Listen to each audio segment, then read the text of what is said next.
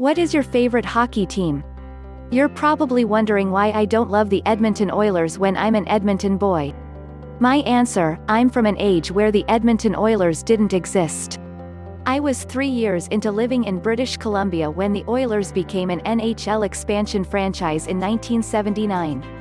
So the NHL franchise closest to me during the early 70s was the Vancouver Canucks, who had gotten their franchise in 1970, my birth year, and Calgary didn't have their Flames. They started out in Atlanta in 1972 until 1980.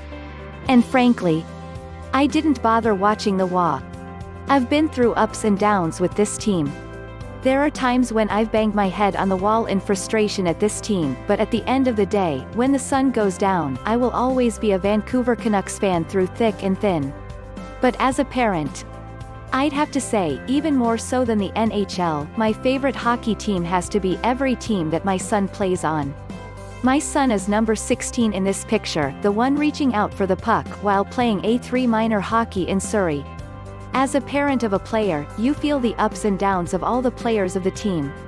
And then you realize that hockey isn't just a professional sport anymore, but a way of life. You see the highs and lows of your son's experience as a hockey player, and you realize that all the early mornings are worth it because of the bonding time that you have with your son who plays Canada's sport.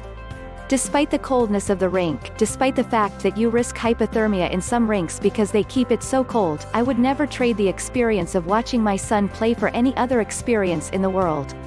Just this fall he was asked to try out for Junior B, the first step towards eventually reaching the NHL. Whether he gets there or not is up to him, but he lives and breathes hockey. He may be small, 5 feet 7 inches at 15, turning 16 in a little less than 2 months, but he hits like a Mack truck.